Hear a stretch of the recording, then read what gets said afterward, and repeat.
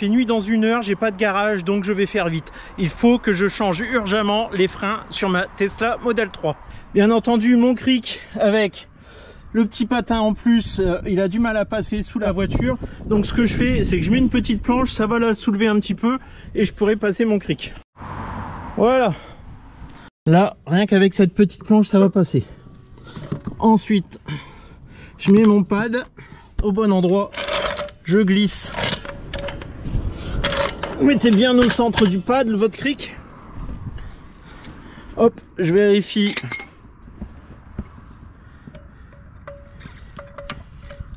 Voilà.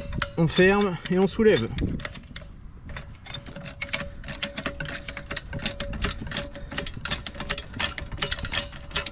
Avant de soulever entièrement la roue, je vais débloquer les boulons.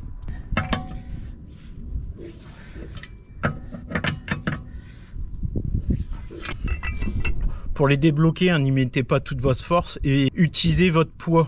C'est-à-dire, là vous avez vu, si je fais comme ça et que j'essaye de pousser, je ne vais pas y arriver. Si je le mets à l'horizontale et que je m'aide avec mon poids pour simplement basculer, ça va aller beaucoup mieux. Les 5 écrous sont débloqués. Maintenant, je peux soulever la voiture. Vous allez voir, mes freins, c'est une horreur. C'est pour ça que là, je me dépêche de les changer. L'alarme anti-soulèvement, il faut bien la désactiver.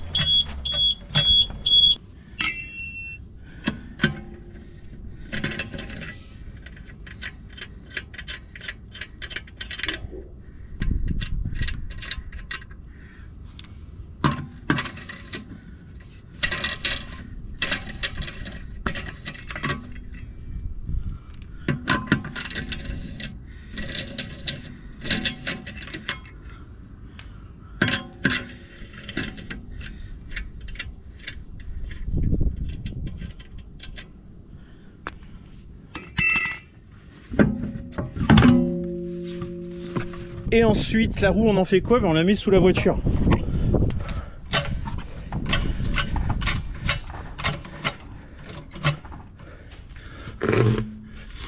Alors je sais qu'il faut que je change mes freins parce qu'il y a eu un check de fait ce week-end avec Nicolas de la chaîne Nicolas Tesla. On a changé nos durites. Merci Green Drive. Donc par des durites aviation, c'est pour améliorer le freinage sur circuit. Et en regardant simplement mes plaquettes par le dessus, je me suis dit bon bah c'est bon, il y a encore un petit peu de marge. Mais vous allez voir, je les ai aussi retirés pour faire un check complet, les nettoyer. Et là, l'horreur. On fait ça ensemble. Alors là, le système, en fait, c'est simplement 2 goupilles qu'on peut chasser en appuyant ici. Je n'ai pas mes chasse-goupilles, bien entendu. Je vais faire avec les moyens du bord.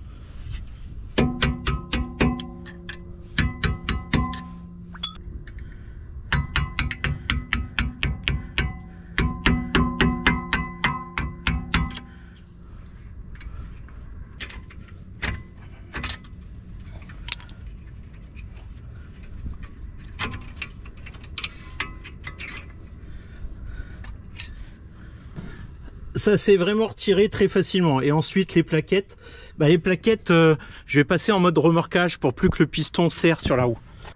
Remorquage, mettre en P, stationnement, et la pédale de frein enfoncée. Pédale de frein enfoncée, P, mode remorquage. Je ne ferme pas la porte, je touche plus à rien parce que sinon le mode remorquage va s'en aller. Et là, normalement, les plaquettes sont libérées. Bien normalement.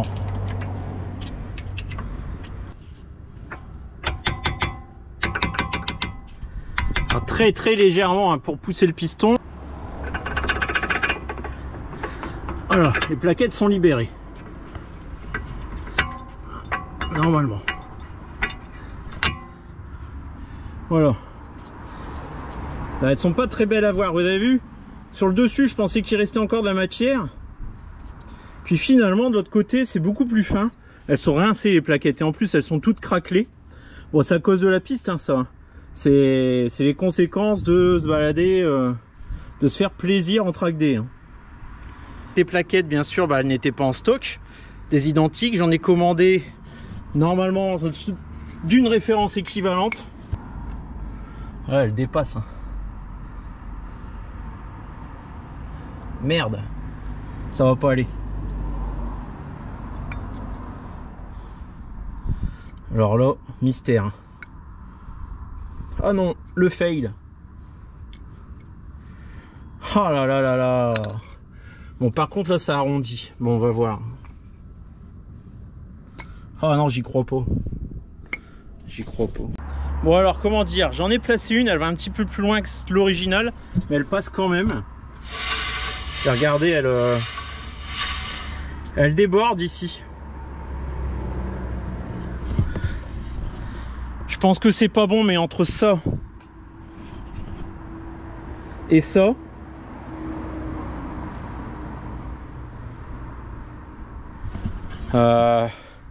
on va dire que le temps de retrouver un autre jeu de plaquettes, c'est peut-être mieux de mettre ça. Je pense. Je reprends rapidement en voix off. Donc après réflexion, j'ai décidé de remonter les anciennes plaquettes pour 2 jours. 2 journées où je ne vais pas utiliser de toute façon la voiture. J'ai posé des télétravails. J'ai cette chance et cette possibilité. J'ai avant ça fait tous les garages du coin. Elles ne sont pas en stock. On m'a dit que j'avais une voiture exotique et qu'ils n'avaient jamais pour l'instant changé de frein sur une Tesla Model 3. Les plaquettes que j'ai reçues et qui ne vont pas, je les ai commandées sur internet sur le site Autodoc. Les conditions de retour sont tout simplement lamentables, il faut que le produit n'ait pas été ouvert et les frais de retour sont à ma charge. Donc je ne le vous conseille pas. Et en plus, bien entendu, j'avais rentré l'immatriculation de la voiture et c'est eux qui m'ont proposé cette référence. Ça s'est finalement terminé sur Amazon avec une marque que je ne connais pas mais qui était en stock et livrable en 48 heures. Et pour info, je les ai reçus le lendemain avec Amazon Prime. Je me dis que de toute façon, dans 3 mois, j'ai un nouveau track day de programmé. Donc, même si je mets une bonne marque, ça reste des plaquettes basiques. À la fin, le résultat sera à peu près le même parce que ce ne sont pas des plaquettes faites pour le circuit. Donc, la prochaine fois, de toute façon, elles vont être changées et elles vont rapidement aller à la poubelle, je pense. Alors, je sais pas si quelqu'un connaît et peut me dire des choses sur cette marque. Hein. C'est la marque ABS. Plaquette arrière à 20 € et plaquette avant à 28 €. Et d'origine, sur nos Tesla, on est équipé de Brembo, mais pas en stock. Bon, on est 2 jours plus tard. Normalement, cette fois-ci, j'ai la bonne référence. Et regardez, au moment de mettre mon cric,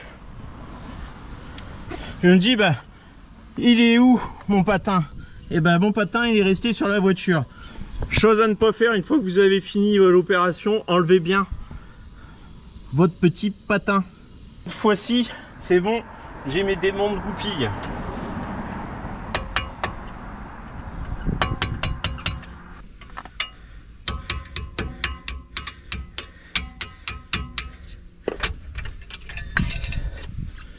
Hop, hop. Ça on réutilisera après. Les plaquettes sont là. Est-ce que je vais réussir à les enlever facilement?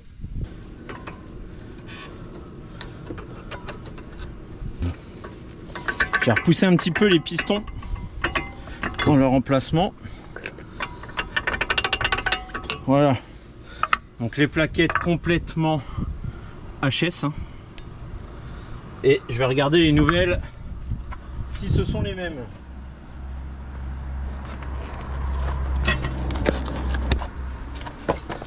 Alors, on va regarder ça. Voilà, ça a l'air bon cette fois-ci. Là, on est bon. Hop, une paire. Alors ce qu'on va faire, c'est qu'on va repousser entièrement les pistons.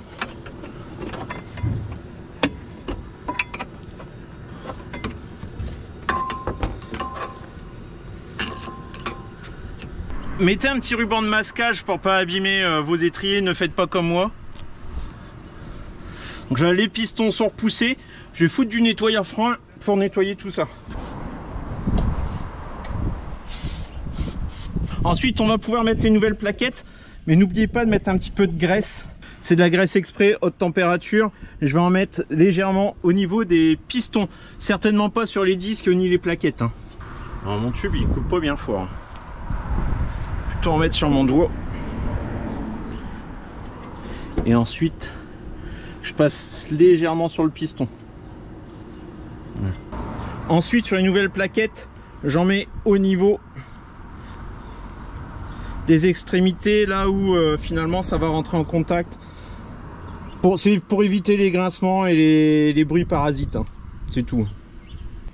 Il n'y a pas besoin d'en mettre une tonne. Et la plaquette, je la remets dans son emplacement.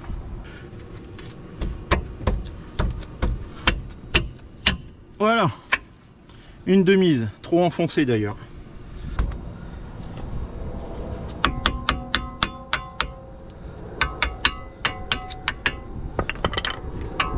J'ai aidé un petit peu avec le marteau. Bon. Vraiment des légers. Hein. J'ai pas bien tapé fort. Ensuite, on n'a plus qu'à remettre les goupilles. Alors, la goupille, il y a déjà eu un petit coup dessus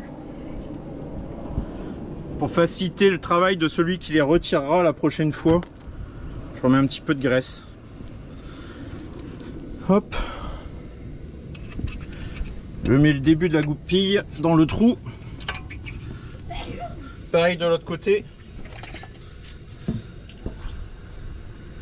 Tout petit peu de graisse.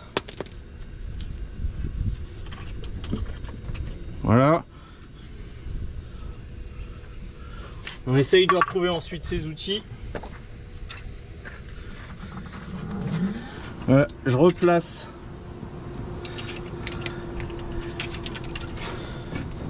ce système qui permet de maintenir la plaquette en place. Je passe la goupille dedans, celle du bas. Voilà. J'atterris dans le trou de la plaquette en face. Et normalement c'est bon pour la première goupille. Voilà.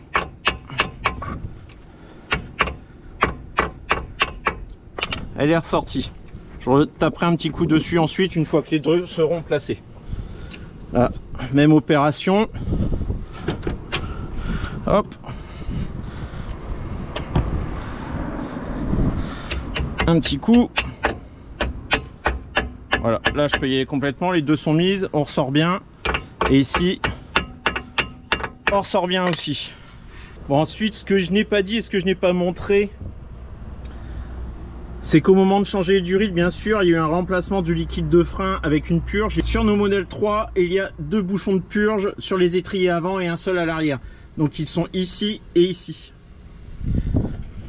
Donc je pense que sur ma première session de track D, le liquide de frein est monté à ébullition. Ça a mis de l'air dans un des deux vérins. Et ensuite, ils ne se sont pas appuyés en même temps, et ce qui fait que l'usure est irrégulière.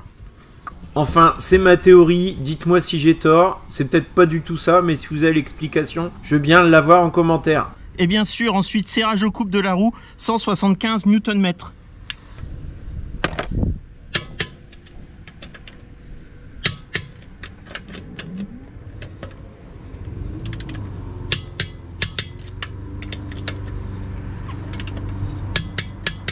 Une fois que c'est resserré au couple, vous avez vu ma jante, bon, j'en suis pas très fier. Hein. Il y a encore eu 2-3 éraflures. Mais c'est fini. J'arrête de les repeindre. Maintenant, c'est solution cache-misère.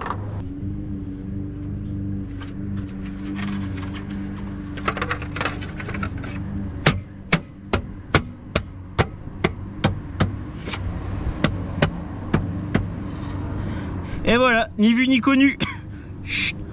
On va passer à l'autre côté. Bon, c'est la même chose, je vous le passe en time-lapse. C'est juste pour moi voir combien de temps je mets pour changer une plaquette. Une fois que j'ai déjà fait l'opération une fois et que je suis plus embêté avec la caméra pour la seconde.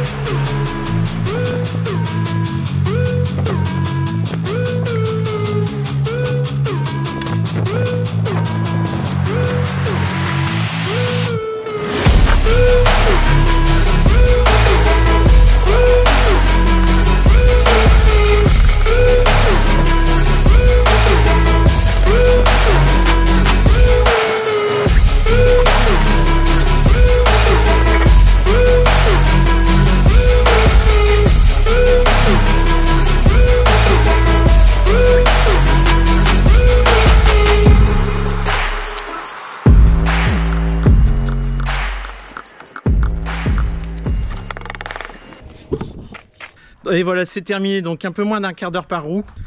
Ça m'aura juste coûté une trentaine d'euros et un bon lavage de main. Par contre, attention, méga important. Avant de repartir, donc bien sûr, je désactive le mode remorquage. Mais aussi, j'appuie plusieurs fois pour remettre la pédale dure et pas molle telle que là elle l'était avec les vérins sortis. Alors, je sais pas trop comment dire ça, mais une voiture qui freine, mais c'est bien, c'est pas mal une voiture qui freine. La course par rapport à la pédale que j'avais avant, elle est complètement différente. C'est vraiment agréable d'avoir du mordant dès l'appui, hein, sans avoir à enfoncer la pédale. Allez, ciao, à bientôt. Non, on va peut-être regarder l'arrière quand même. Il est dans quel état l'arrière? Allez, pas du tout, ciao, à bientôt. On regarde l'arrière maintenant. C'est pas tout à fait le même système à l'arrière. Il y a juste l'étrière tirée ici. Est-ce qu'on le fait tout de suite? Je serais tenté par dire oui. Bon, allez, on va essayer de démonter ça tout de suite. J'allais dire, je vais les changer les plaquettes avec Franck. Et puis finalement, ça n'a pas l'air bien compliqué. On va faire ça tout de suite.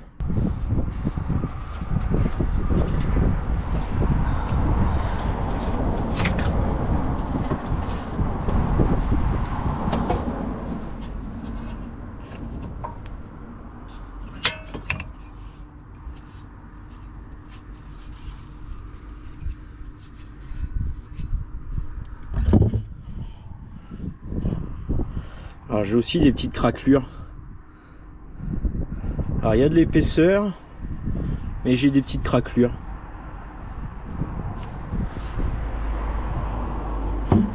Donc on va changer ça. Ah, quand je dis il y a de l'épaisseur par rapport à une neuve, voilà, si ça va quand même. Voilà. Mais bon, il y a des petites fissures, donc on change ça. Un petit peu de nettoyant frein là-dedans.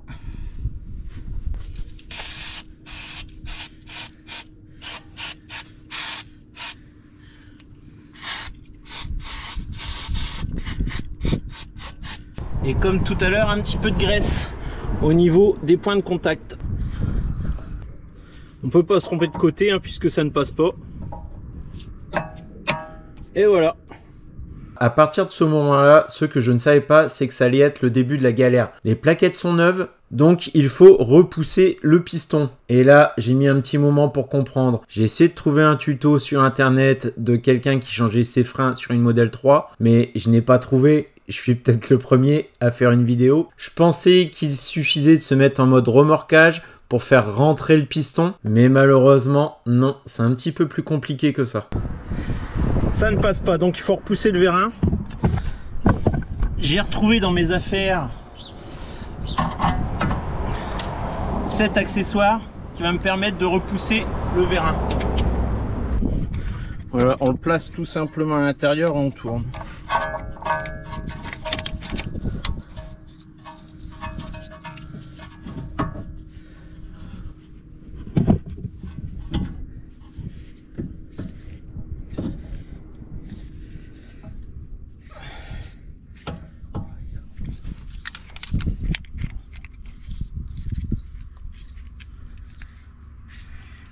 Il a du mal à rebrousser chemin. Je sais pas si ce que j'ai fait, si ça a servi à quelque chose, non. Bon là les amis, c'est le bordel. J'arrivais pas à repousser le piston. Du coup j'ai vérifié si j'étais bien en mode remorquage. L'action a fait que mon serre-joint a plié. J'ai réessayé plusieurs fois, impossible de repousser le piston, donc je peux même plus remettre mes anciennes plaquettes. Et finalement, je me suis rappelé que sur une ancienne voiture, j'avais un système où il fallait tourner en même temps. Là, c'est le cas. Il faut repousser et tourner en même temps. C'est la misère. Je sais même pas comment je peux vous montrer ça. Je vais essayer de vous mettre un tabouret. Là, je fais avec les moyens du bord, mais c'est mieux d'avoir un outil adapté. Il n'y a pas photo. Alors, ce que je fais, c'est que je repousse le piston un petit peu. Ensuite, je tourne le piston avec une pince multiprise, ce qui me permet ensuite de repousser légèrement le piston et de recommencer l'opération. Donc ça, il faut le faire une 50aine de fois. L'autre côté sera fait avec un outil adapté. En fin de vidéo, vous verrez, c'est beaucoup plus simple. Donc je tourne, je repousse un petit peu le piston avec mon serre-joint. Voilà. Et ensuite je peux à nouveau tourner le piston pour qu'il rentre.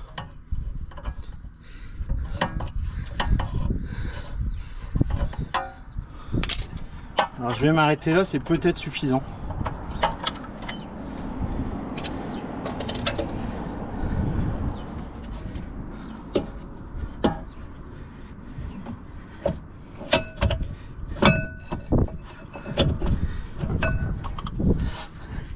Yes, ça passe.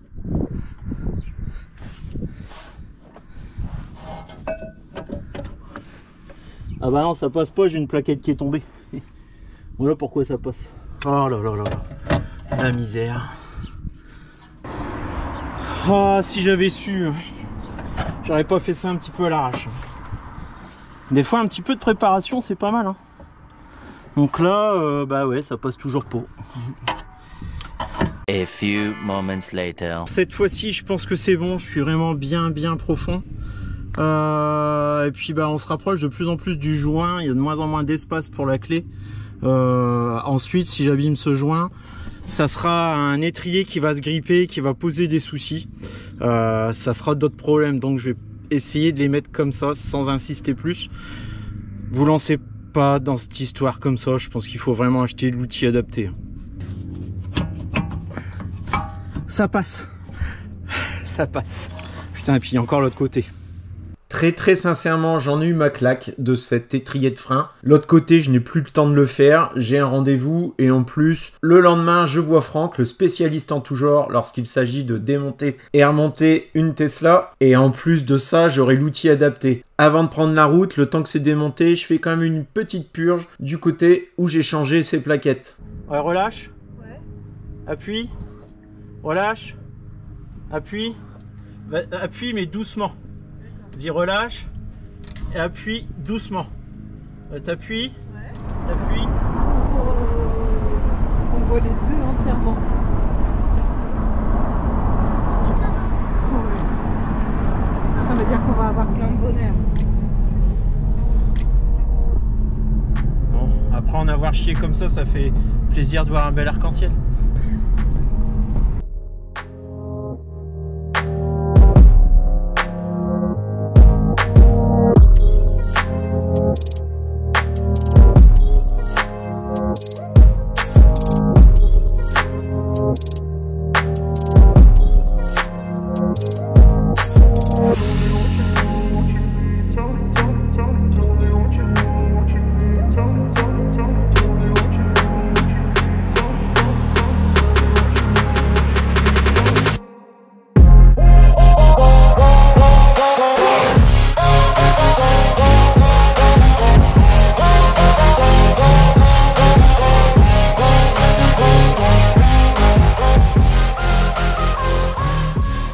Bon, pour la dernière roue, finalement, on se retrouve chez Franck.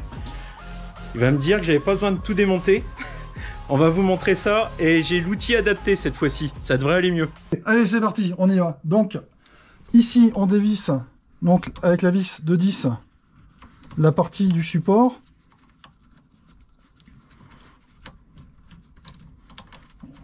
Ok, donc ça, c'est ce qui tient la partie assistance frein électrique. Au préalable, vous avez bien mis en mode remorquage pour desserrer la mâchoire, les plaquettes de frein. Ici, donc, je prends une clé de 14. Je vais venir desserrer légèrement celui du haut. D'accord? Voilà, c'est fait. Celui du bas, je desserre aussi.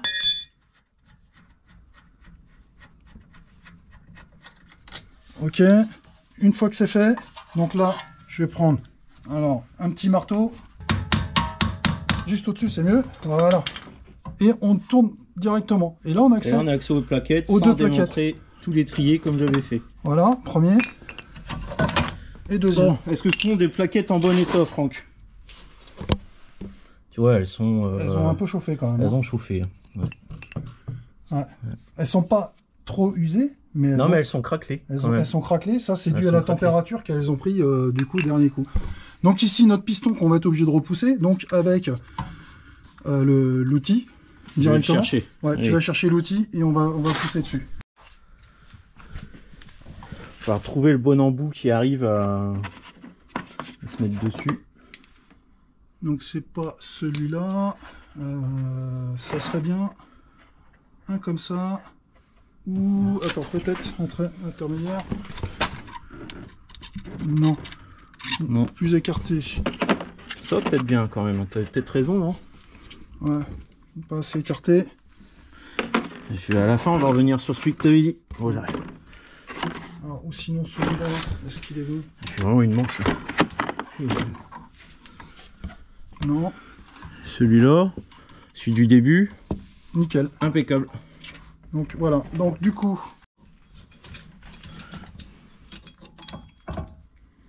Alors. On y va, on serre. Donc lui c'est un peu en envers là du coup. Je viens en appui.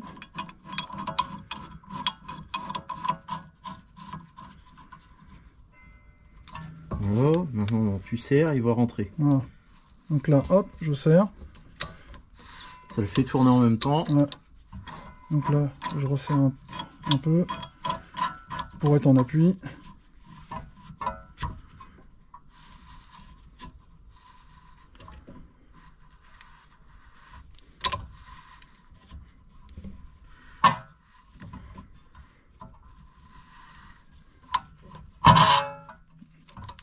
Voilà, je suis à fond. Oh. Donc là, je desserre. On peut enlever l'outil. Donc là, ok. Donc là, je suis bien complètement à fleur. Ouais. Et là, moi, avec ma pince, quand j'arrive à fleur, il y avait le caoutchouc, il y a un risque de le pincer du coup. Ouais. Donc là, on remet les nouvelles plaquettes. Elles sont là. D'accord. Anciennes et nouvelles. Donc, elles sont pas Non, fort, enfin, il y a quand même un. fort usées, mais par contre, celles-là sont craquelées. Ouais. Ok. Donc, après, on remonte comme ça directement. Et il n'y a plus qu'à remettre donc, les deux vis dedans.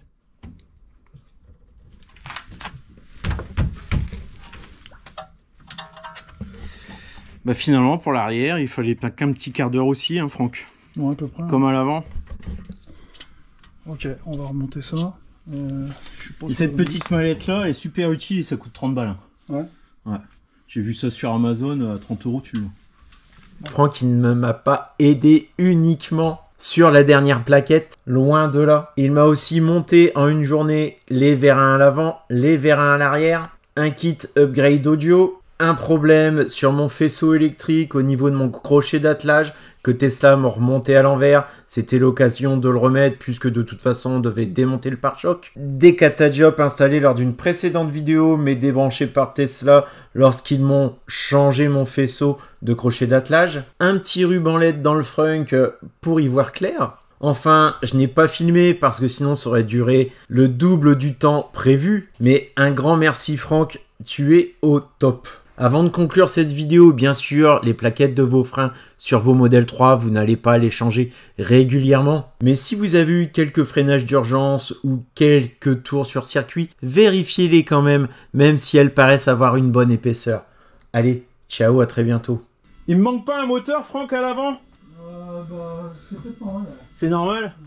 Tu me l'as retiré aussi? Non, moi j'ai rien fait pour l'instant. Ce serait sympa que tu m'en mettes un en plus, non? Ouais, bah, on va y réfléchir, tiens, allez.